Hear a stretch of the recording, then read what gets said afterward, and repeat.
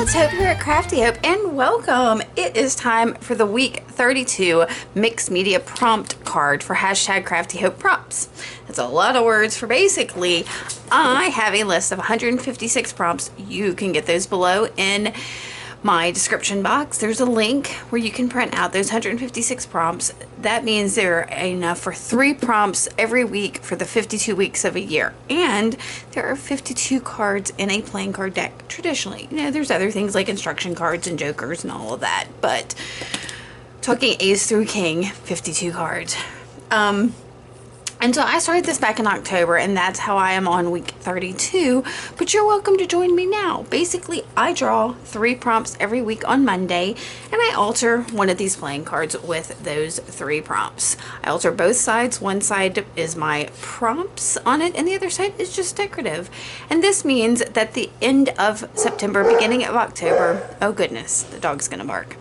I will have a complete deck of prompt cards with 3 prompts on them. I'm about to sneeze. 1 second. I will have a complete deck of playing cards, altered playing cards that I can use as a prompt deck for other projects if I need some inspiration or however I want to use them.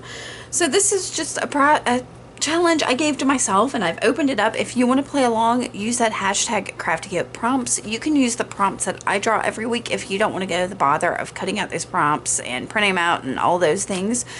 Or you can do that and pull your own and start now and make it your week one, or just play along as you feel inspired to do so. Let's get to it. I've made these introductions way long. If you have any questions, if any of that is unclear, please don't hesitate to ask. There's also a full playlist at the end of this of all of my weeks, along with anybody else that's played along. So that will explain more of it. I'm going to try to keep those from toppling. Nope, there they go.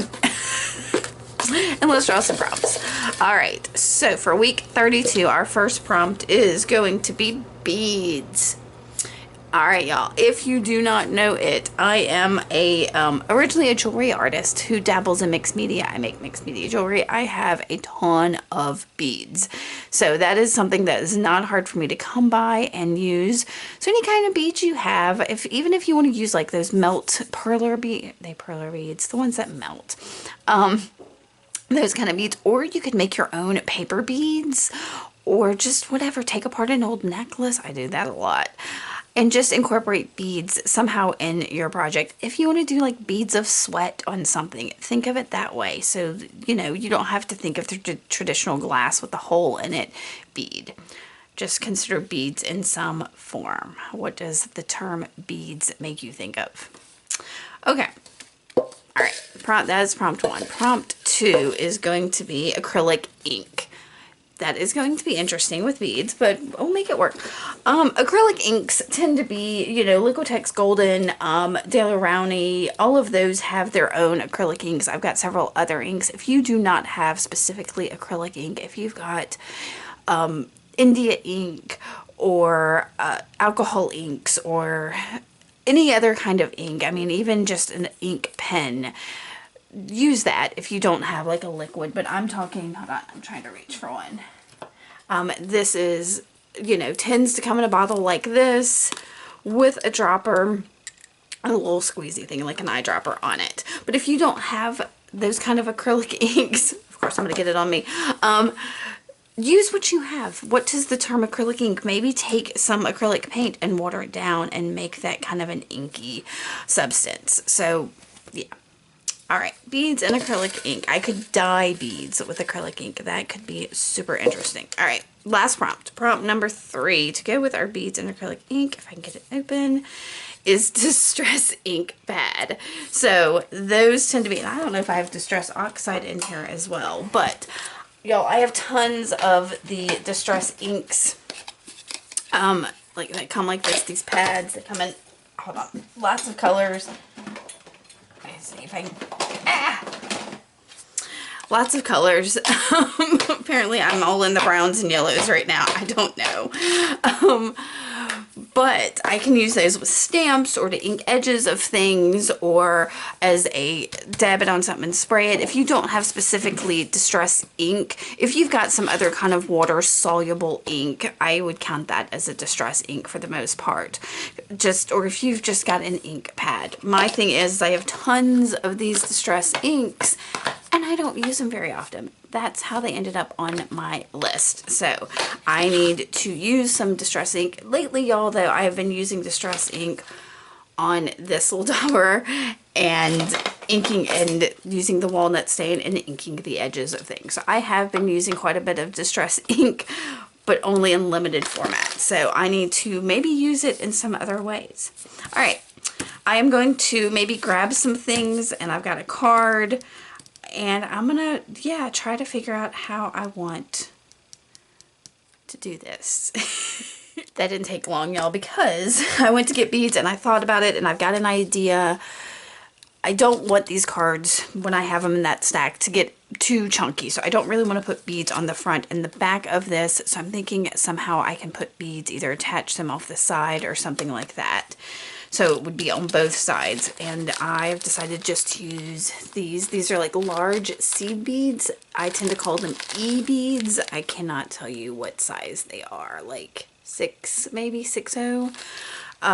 Possibly, I don't know. This is just a mix thing. So that's what I've got for beads. For acrylic ink and distress ink pad, I haven't even bothered pulling anything out because both of those things, I have such a large collection of them. I know where they are, and when I'm ready for them, I will grab them because I don't know what I'm going to do with them yet. I kind of just want to create and see what happens.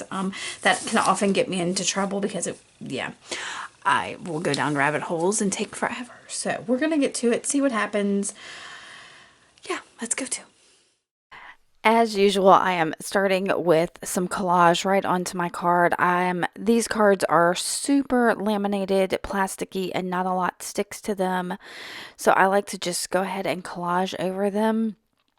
You could also just add gesso or sand them a little bit to get other things to stick to them, but I really enjoy the collage. It's what I do. You can see I added a ton of that acrylic matte medium I mentioned in my week 30 project that I discovered that a lot of that medium helps things stick a bit more than when I don't put enough. So I'm trying to, be less frugal when it comes to it, I suppose. So I put it all on one side and you can see folding over some of the edges, and I will rip down some of the rest of that page over there that I tore off onto this other side. Now, I have been in a trend lately. If you have seen my other cards, you know that one side of my card has my prompts on them. So the prompt words, that's my functional side. Like a playing card has the number side. And then I have another side, which is the decorative side. Both sides tend to have the prompts on them.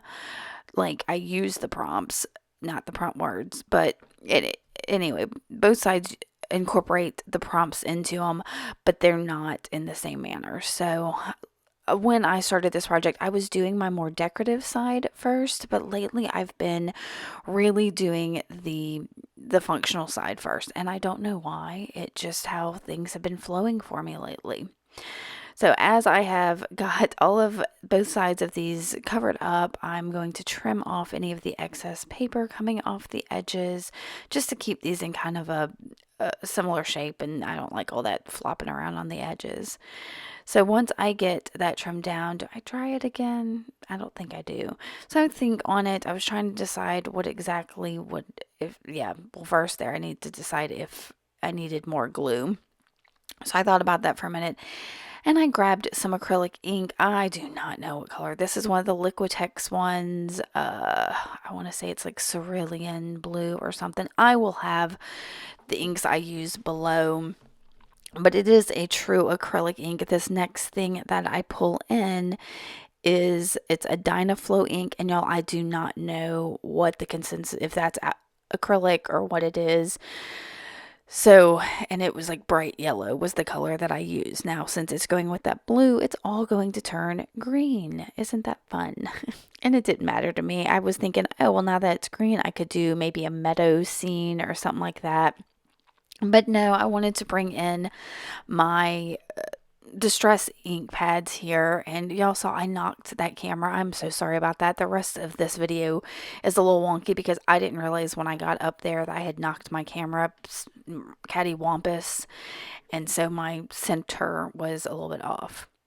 Anyway, so I have a piece of acetate there. You saw I put that distress ink, I believe that was like fired brick perhaps, put it onto that acetate, sprayed it and wet it, and then dipped my card into it. Now, first I pulled out this Wild Honey Distress ink before I remembered that I had all of these little ones. I completely forgot I had all these little ones. So that's spiced marmalade. I'm putting on my acetate and doing the same thing, dipping my card into it. Now, y'all, this gives this card, I don't know, it feels tie-dyed to me somehow with all of this on there. Now, I want to remind you the acrylic inks on here are going to be permanent because it's an acrylic ink, but the distress inks are not. They are water reactive, so any water or anything I add to it will continue to react on there. Here's another acrylic ink. This is titanium white. It's also Liquitex that I'm going to splatter on here. Now, my concern was that in some places this would pick up the distress inks when it hits it, and it does a little bit. It doesn't keep its like complete white vibrancy, but it's not too bad. And you can tell I'm doing a lot of drying between all of the steps of this just to kind of keep things in place where I want them as much as possible. So I did cut down my prompt words, and I am inking them up with some distress ink in walnut stain. So again, more distress ink, and then using my Uhu glue stick to stick them down. Like I said, this side is my functional side, and it tends to be my more really just functional. It's got all the prompts on there. It's workable. It's fine, but it's not going to be like as ornate as the other side will. I'm going to go ahead and ink up the edges of this with that, what is that tool card called? I don't know. But it wasn't quite dark enough, and I thought, you know what, I want to show y'all that you can also use the ink pad itself to ink the edges. You don't have to have that special tool. So I did that, and I'm going to grab a pen and write 32 on it for week 32. And that is my functional side. I have all of those prompts on there. Not, well, I don't have beads on there yet. We're going to get to that. That's going to be a both side kind of thing. So I've pulled out all of these little distress inks, and I found I had some that were opened and stained, and oh my gosh, I never used them. It's awful. But so I decided I'm testing a couple of them to see if they work. I had to throw a couple away. So I decided to go with the blues. What did I use? I think Peacock Feathers, Mermaid Lagoon, and cracked pistachio. Yeah, so blue greens, my favorite colors there, that I just put straight on to the card, and then I'm spritzing it and letting those kind of move and integrate and get this pretty almost ombre effect. And I'm using my finger just a little bit to get some of the spots that didn't do what I wanted to do. And of course, I'm going to dry this before I move on. Then I've got my Distress Oxide in black, not Distress Oxide, Distress Ink in black soot, and one of my hand carved stamps. And I am stamping on top of these.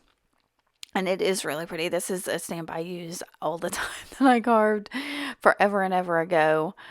But yeah, I just wanted to show that you could use these ink pads for stamping just as well as some of the other ways I have used them here. So this is the only way I'm bringing in the acrylic ink, and it's my favorite acrylic ink, which is, I believe it's bright gold, also by Liquitex, and just splattering it on top of that card and drying it. I find that this gold really shows up best once it is dry. And now I will ink the edges with more of that black soot. Yep. Okay, so I decided that because that was all of that, I needed just a pop of something on here, and I grabbed a wonky bit I had made. These are from a class from Willow Wanders or Wendy Solganic. You can find that on her site. But it's time to incorporate the bead, y'all. So I have one of these pokey tools from the Dollar Tree and a little scrap of cardboard, and I am poking holes down the side of my card.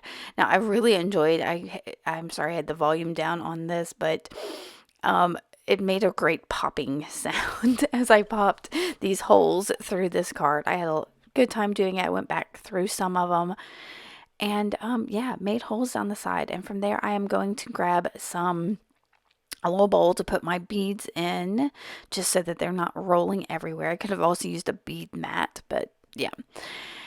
And I grabbed a needle and I'm making sure that the beads go over the eye of the needle, just because if it doesn't, this is going to be pretty worthless. There are beading needles you can use in addition, but I want to go dig in for my beading needles. And I had some black thread on my desk, so I grabbed it. And y'all, it's gonna be a problem later because I believe it may be a cotton thread instead of like a nylon or polyester thread. But whatever, I just used what I had, and I am finding the center of that. So this is doubled over, and I'm tying a knot at the end, but I don't really need the knot at the end. You'll see why here in a second. Now I'm going to speed through some of this beading process because it is kind of repetitive. So if you have any questions about it, let me know. This for me was totally an experiment. So yeah. So I pulled my needle through my top hole and I didn't go all the way to the knot, realizing that I could tie a knot right there on the edge of my card. So that's what I do. I'm just tying a double knot there. I'll end up trimming off that tail later. But for now, I'm going to pick up a clear bead, go down to my hole, and then go through the next hole. Now, this first one, I didn't do what I do with the rest of them because this one is super floppy and needs a little bit of work. So I'm going to go through, I'm using only clear beads on here. So I'm going to go through my hole, but before I pull it completely tight, I'm kind of going back up through that thread between the bead and the hole. I will show you in better detail in just a minute as I kind of get a rhythm of it going here. But I'm picking up a bead and going through the next hole and then kind of going between the thread and the hole. So it's just almost like a blanket stitch kind of process. That's the best way to put it. If you know blanket stitches, it's kind of like that. Yeah. So before I pull it completely tight, I'm going kind of back through it. So, and here I'm kind of finding my holes because I could see them better on the front side than the back side, weirdly enough. All right, so picking up a bead, going through the next hole. Before I pull it tight, I'm putting that thread through the loop. So I'm trying to show you here. I pulled it up, so pulling that bead all the way down, going through the hole, pulling it up a little bit, and before I pull it tight, I'm going to take my needle and go through that loop. I was having a hard time up near the camera like that. Go through that loop there and then pull the whole thing tight, and that will make your beads a little less floppy. So you can see that first one is still a little floppy because it didn't get that treatment. Now I am going to speed this up a bit more because it's still the same process. I think I poked 13 holes or something. So I think that means there will be 12 beads down the side. It's something like that. So this was a neat way to add beads. I have since thought of another idea of how I could have added beads by maybe punching a big circle or another shape in the middle of my card and then weaving them around the card using the same kind of idea of pre-poking some holes and then pulling the thread through.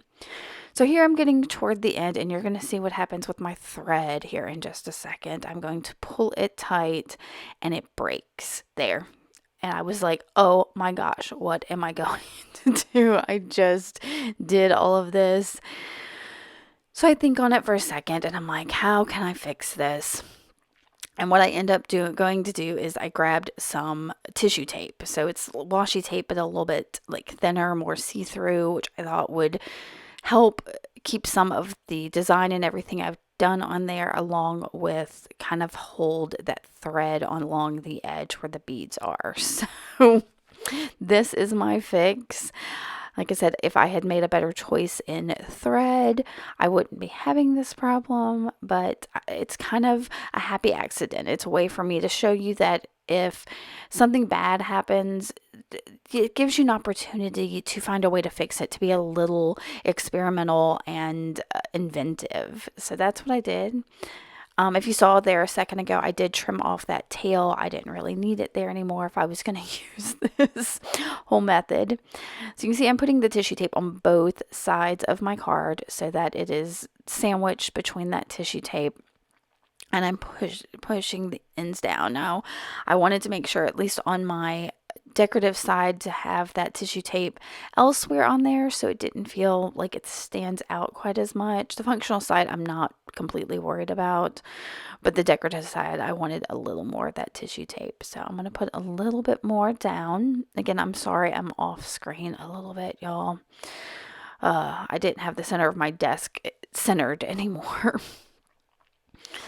But yeah, I'm just putting a little bit of that tissue tape down, and I've got that wonky bit, and I'm thinking on it. So I'm going to use my Ooh glue stick again to glue down this wonky bit, because it's just some, I don't even know what kind of paper it is, but pretty much this is paper to paper.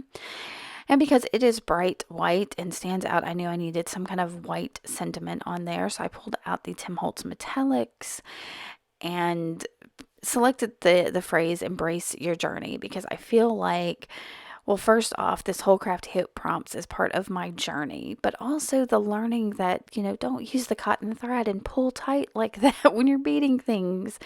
But it also gave me an opportunity again to figure out how to fix that. And that's, like I said, kind of the fun of creating, is finding new ways to do things and to fix problems. So that's part of my journey, and I should embrace that. So the stickers needed a little extra glue to make sure it's stuck down. So I'm going to do that and get those stuck. And then I will grab, I think, the same pen that I had out a minute ago, which I think is a Sharpie rollerball pen, to go around these words. And when I do it on that, the journey one, I kind of go on the sticker. So I was like, well, now I have to do that on all of them. So I'm going to circle those. And I think then I will grab some Fabri-Tac just to help secure those side edges of the thread a little bit more. And then this card will be done. All right, guys, I hope you enjoyed this. I'm sorry it was a bit of a crazy one for me, especially here at the end, but I really enjoyed figuring out how to incorporate these beads. That, like, the whole idea of that, even though I had to fix it a little bit, was a lot of fun. And I hope you found it fun and interesting as well. Let me know if you have any questions. Make sure to give me a thumbs up, hit that subscribe button, and come make sure I'll be here on Saturday to show you how else I work these 3 prompts in. Make sure you use that hashtag Crafty Hope prompts too if you are playing along. I'll see y'all soon. Bye.